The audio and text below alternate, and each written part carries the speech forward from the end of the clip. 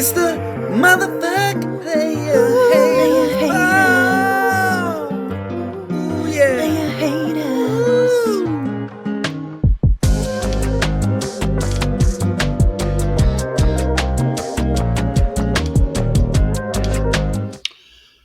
Well, first and foremost, it is great to be a Florida fucking Gator. Let's go. That was one hell of a game. And just like they have done in so many times, especially in the playoffs, they came back and won. Cheers to the Gators. Let's go. Back on top. It's fun. I love it. Love it. Anyways, we didn't come here to talk about basketball and the Gators. Cheers again. I did forget protocol there. When you cheers, you drink. So hopefully, wherever you are, you have cheersed me and have consumed some of the alcohol you have in your presence. Go Gators. Yes, I am doing a late night podcast because my life right now is consistent of me being on the road and then driving a vehicle that is governed by a 65-mile-an-hour speed limit. You try doing I 95, I 75 at a rate of 65 miles an hour. Any of you guys, 65 the entire way. It fucking sucks. Sucks. So, um, a gig that I'm just doing right now, me, yay, I'm always a person that just seems to always help out my friends and their businesses, I guess, always a bitch, never a bride. Anyways, moving on. Baseball's back. And uh, honestly, I always hate the 2 long weeks that we always have in our seasons, but I would probably hate a short week as well. So this is the only way that we can really honestly play baseball. And I also hate the fact that I have 16 moves, but I'm not the only one that has double digits. There's actually 2 Mandalorians and Rally Monkeys. But Rally Monkeys, Walker expelled at least 2 or 3 of them from people dropping players in this past week. So let's get right into it. Last week was the first week of our regular season, and we only have 21 to go. Let's go. All right, 21 weeks of baseball. Let's fucking go. So, the matchups were very close for the most part across the board. And if anything, it just goes to show how competitive this season is going to be. Like I've already said, I look at some of these rosters, and in terms of their batting, I am afraid, especially with my own team. Like I am struggling offensively. And we'll talk about that in a little bit, in terms of actual teams that are struggling to put runs together and then teams that are doing very well. But last week our matchups looked like this: Rayford Peaches versus Jesus Troubleshooter. She won, pulled out a victory 5-4. The Hitman faced off against Jason. He won 6-4. He being Sean. Mikasis Sukasis took on Brian, Agents of Chaos, and Brian ended up taking the win. And Sunday night, or Sunday, he ended up getting the win. Those Boston Red Sox just made the St. Louis Cardinals their bitch over the weekend. Trippin' Billy's won 9-1 over the stacked pitching team that is Rally Monkeys. And then myself and Scott did battle, and 10-2 was our final score, but it was very close in some categories, especially average and OBP. An acquisition that I made that originally dropped and then grabbed him back up was Lars Nootbaar. And yes, he had a batting average of 314, but my goodness, and this Otto Lopez kid, he sucks a dick. But again, when you start to look at, like I was saying earlier, I mean, just in my own competition, look at Scott's team. I mean, Austin Wells looks to really be somebody to watch out for in that Yankees lineup. And then he goes and grabs Nathaniel Lowe. He's got Jackson Holiday, who looks to be putting it together. Matt Chapman has never been like just the wrong pick. And at third base, he's just somebody that you have to watch out for. Fernando Tatis Jr. stealing bags like crazy. Uh, and Jason Dominguez. He's also got Stephen Kwan, and I believe he dropped Ryan Mountcastle. Just all around, when you look from top to bottom, it's like that is a really decent, strong lineup. And yeah. So also believe Scott's got some medical stuff that he's going to be going through here in the next couple of days. So Scott, speedy recovery, sir. We know that Walker and Shane are going to be taking over the team for a little bit. But yeah, close in the wins and not so much the quality starts. He took the saves plus hold, but yeah, this is just this is going to be an interesting season for sure, especially with the fact that I've already ran through a quarter of the moves that we get to make. A quarter. Let's look at Shane and Walker's matchup. This really was Shane dominated in almost every bit of the batting categories, beat him by 10 runs, almost double the home runs. Almost double the RBI. Rally Monkeys couldn't put together a stolen base, but closer in the average in the OBP, but still, but again, Walker standing on the grounds of I will beat you in certain pitching categories. And Shane was not afraid. His team tied him this, stout pitching roster that is Rally Monkeys got. Tied him in wins, tied him in quality starts, dominated him in saves plus holds. And with that, you saw the one stat that he was able to steal, and that was 107 strikeouts to 65, but 2.48 and 1.06 in the ERA and the whoosh. It's been a long time since I've done that, but look at this. I mean, if not for Anthony Volpe, wow. And of course, there's some stats from Kerry Carpenter, but my goodness, I mean, Anthony Volpe, but Lord have mercy. He went through an entire roster, it looks like. Rhys Hoskins, Gavin Sheets, Alec Burleson, Colton Cowser, Michael Garcia, Hunter Goodman, Christopher Morel, Matt Shaw, and Michael Toglia were all on your roster, and they contributed in some form or fashion. Again, if not for Anthony Volpe, what would your team have looked like stat wise? But pitching wise, I mean, you've got Logan Gilbert, Garrett Crochet, uh, Joe Ryan, Dylan Cease, Pablo Lopez, and he's standing on the ground of Shohei Ohtani and Spencer Strider should be coming back anytime soon. And he's just going to have this really dominant pitching staff, according to him. So, but week 1, to the victor go the spoils.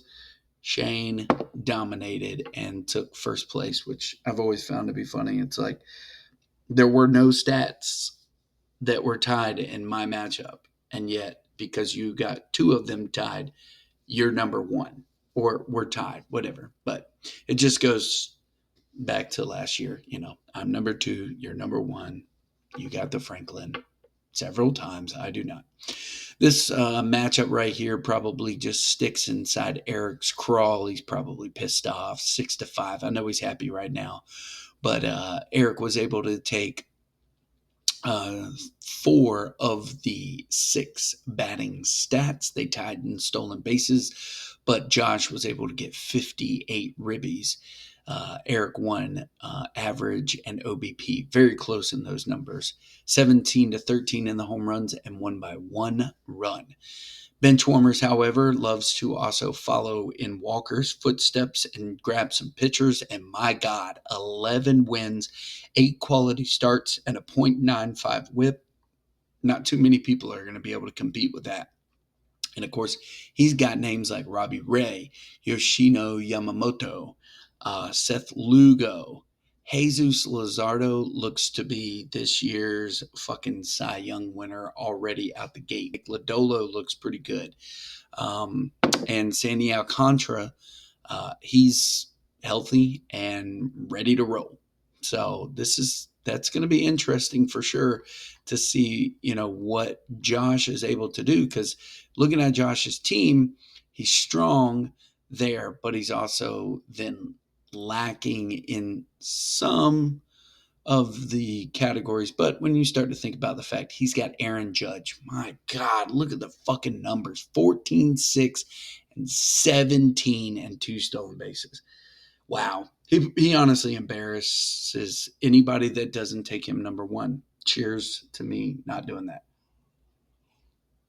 And again, on the flip side, you look Bobby Witt Jr., 6'1", 297. Aaron Judge is he's not worldly. He's not of this world. So, in my opinion, I think that Josh has a very strong team, but, how much of these early production will, carry over. He's got a couple of bats, Matt Olson, Marcell Ozuna, who it took him a while, or I say it took him a while. They won 1 game. So we'll see what all happens in the rest of the season. But Eric definitely loved him some Eugenio Suarez last week. I think he sucked him off 4 or 5 different times in the chat and just, was singing his praises. But with a 1.76 batting average, that dog ain't going to hunt, son. I mean, I know it's either boom or bust with that cat. And if that's your only third baseman, which it looks like it is, it's not gonna carry over, sir. It's not gonna carry you. And then you lose Ketel Marte, not where you want to be. And he's got some strong pitchers too, but how much is Glasnow going to be worth it to you? And he loses Nestor Cortez. His best pitcher is probably Jack Flaherty. He's waiting for Brandon Woodruff to come back for sure. Me Casas, Sue Casas, and Nick and Brian went, and this was a good matchup. Again, another strong. They tied in strikeouts with 99, but Brian was able to get the stats that he needed to win the game with Alex Bregman home run. So, yeah. But again, another team with a strong batting lineup with names like JT Realmuto, Nico Horner's just swiping every bag these days. Alex Bregman, Gunnar Henderson, his bag's going to take him a little bit, but he'll be all right.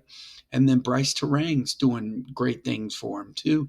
And if Michael Harris can never find the fucking bat, and of course Freddie Freeman goes on the IL, but up comes Connor Wong. Not so sure that is who I will want at my first base, but there's always the waiver wire. And then on the flip side, Nick over there with Christian Walker, Manny Machado, Francisco Lindor, Kyle Tucker went stupid. Man, I bet the Astros are just wishing they could have kept him. And again, another strong team right here.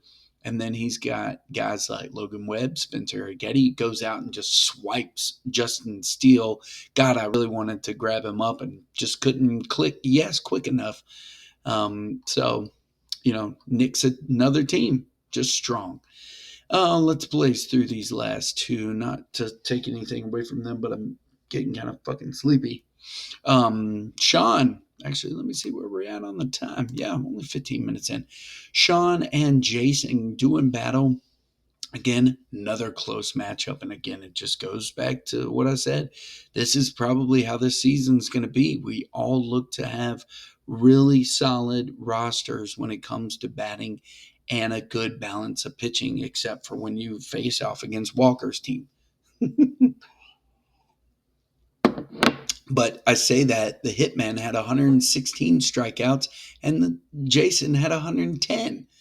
Wow. Okay. But they tied in wins and quality starts, both with 6, very close in batting categories. But Sean ended up ultimately taking them, but only winning by 3 ribbies, 1 stolen base, and the average and OBP were definitely a little separated for sure. Jason was able to get some good production from Pete Alonso.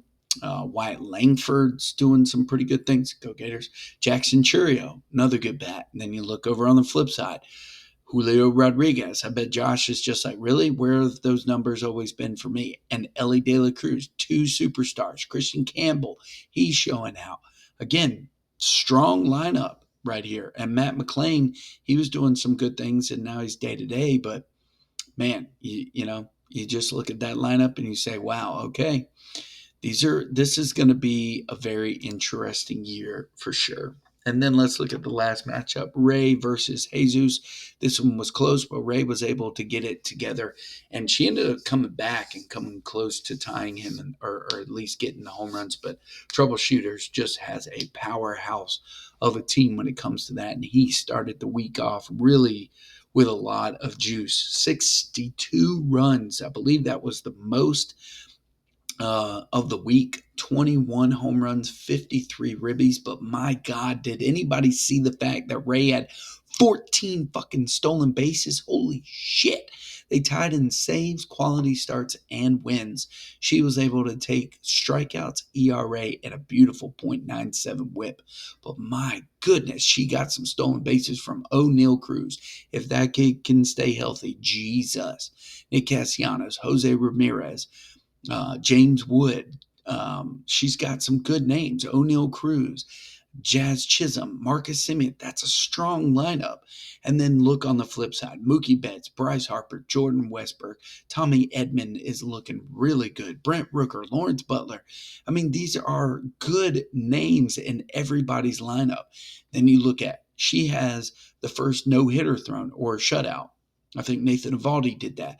Then she's got names like Jeff Hoffman, who's doing really good things for Toronto. Edwin Diaz, 2 very good relief pitchers. She's got also Aroldis Chapman.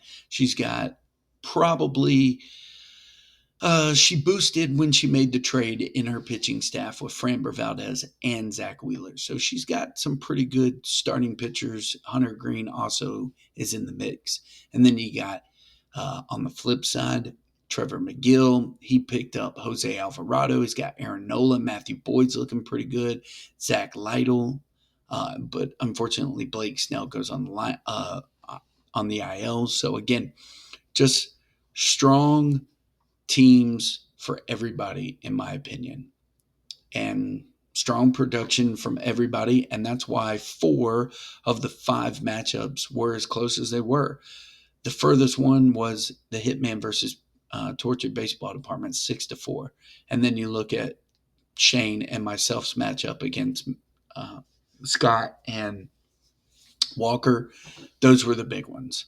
But again, strong performances from everybody, and that's how it happened. So we look at week 2, and here we go. Now I get to start saying who the matchups of the week are. So this week's matchups are myself and Walker. Shane will be facing off against Bro in Sean. Benchwarmers will be facing off against Mikasa Sukasas. Mandalorians will face off against Ray. Tortured Baseball Department's Jason will be facing off against Eric, and Brian will be facing off against Jesus. Right now, these matchups are looking pretty lopsided in 2 of them. Ray is beating up on Scott, and Jason is beating up on Eric, but it's only Monday, so everybody calm down. Nick is beating up on Josh, and myself and Rally Monkeys. It's just going to be one of those weeks. So, in my opinion, I would have to say that the matchup of the week is probably going to be a little family affair. We got a first and a third going at it. Shane versus Sean. I like this matchup. I like the fact that did you leave Soderstrom on your bench, my good friend? I believe you did. Kicking yourself in the ass on that one, are you? No. Oh, and now you've gotten 2 home runs from Soderstrom. He's going to be that lineup for the Athletics this year. My goodness, it's not going to be nice. It's just it reminds me so much of the COVID years when Toronto played down in Dunedin. It was an unfair advantage for everybody because they were playing basically not in a major league park, if you will. So,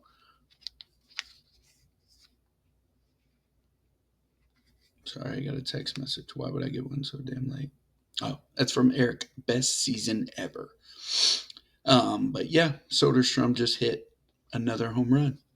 So, anyways, that's going to be the matchup of the week. I think this is going to look pretty good. And I like the fact that we got the 2 bros up there at the top right now, first and third. Yeah, looks good. I like it. So, with all that being said, again, Scott, speedy recovery, Gators, cheers. What else can we talk about? Oh, the fact that the Braves fucking suck. Worst baseball team that I can remember watching in a long time, and I mean the Braves organization. It's just not good. They are not looking good. They do not look strong behind the plate. They do not. It's bothersome. It really is. And you guys know me as a Braves fan. This is disappointing. I mean, everybody keeps saying, "Oh, well, wait till Acuna comes back, and wait till Spencer Strider come back." Why? Why do you have to wait? Why does Matt Olson have to wait? Why does Austin fucking Riley, who can't just like they are terrible. 143 batting average. I mean, he started off the first game of the season, home run, but he went 1 for 5. Then he was 0 for 3, 0 for 3, 0 for 4, 0 for 4, 1 for 5, 2 for 4, and now he's back at 0 for 4. Granted, I'll say this too. Like, you start the season out and you put them on the West Coast, and then you also put them in 2 California teams. I get it. It makes sense because they're already over there, but it took them forever to get to Atlanta. And by the time they get here, they play the first game, they win, they lose the second one, and then the third one gets rained out, and now they're have an off day on a Monday. I don't even know if they play in Atlanta tomorrow. It's like, dude, you kept them away for an entire week. It felt like it's like that was kind of bullshit. MLB, for all their things, they really fucking suck at their schedule, and they need to get that shit together because they fucking suck. This Otto Lopez is about to get on my damn nerves. 0 for 4. Every time I play him, he doesn't do shit. When I don't play him, that's when he does shit. Can't fucking stand this shit. Anyways, Josh already grabbed the player I was thinking about grabbing up anyways. Fucking Matthew Shaw sitting out there for 5 minutes. But any motherfucking way. Well, I hope you guys have a great rest of your evening. I apologize for my fatigue or lack thereof energy. There are people trying to go to sleep, so kiss my ass. All right, well, that's your matchup of the week. That's your recap of week 1. And yeah, hope you guys are locked in as I am. Peace.